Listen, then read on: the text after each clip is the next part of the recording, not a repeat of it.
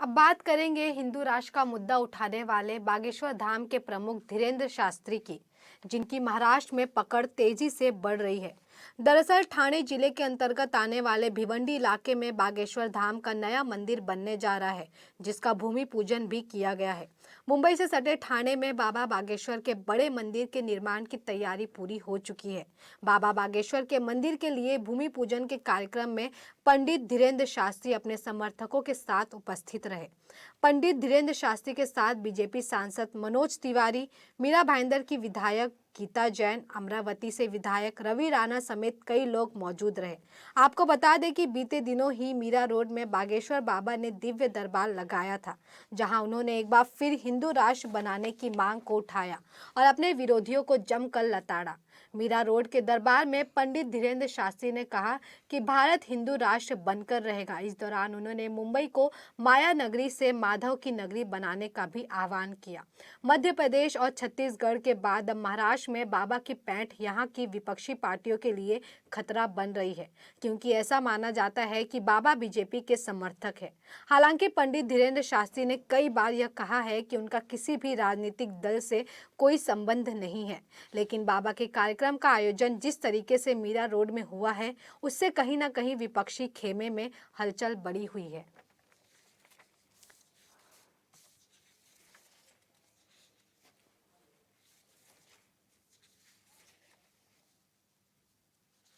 तो हम तो अपने ईश्वर से प्रार्थना करना जानते हैं, हिंदुस्तान ही हिंदू राष्ट्र घोषित नहीं होगा तो क्या मलेशिया और क्या वेस्ट इंडीज होगा?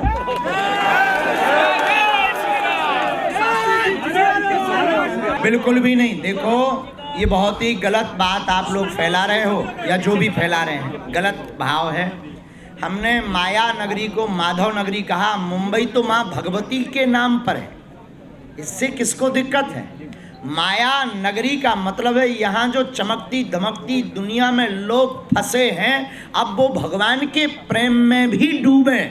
और यह जो यहाँ की व्यवस्था है, यहाँ निवासी हैं जो केवल माया के पीछे दौड़ रहे हैं, वो माधव के पीछे भी दौड़े, इसलिए इस माया नगरी को माधव नगरी कहा।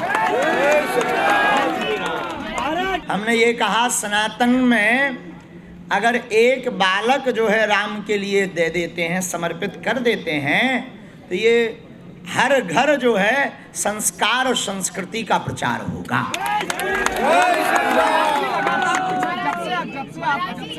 हम किसी भी राजनेता पर या राजनीति पर कोई टिप्पणी नहीं करते।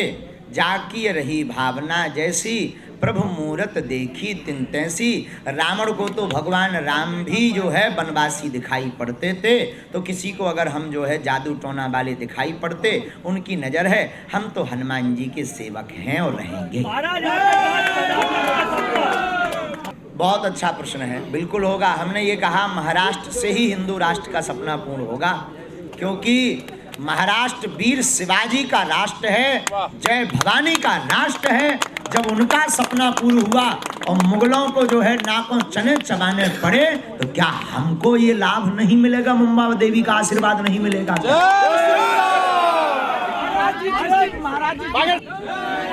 भारत देश में राम की चर्चा, हनुमान जी का प्रचार अथवा फिर सनातन का प्रचार अगर रुकने लगेगा, तो फिर सनातन का प्रचार या सनातन की बात किस देश में जाकर करें? हमें ये जवाब दें। महाराज शिवाजी ने कहा था हिंदू स्वराज की बात की थी।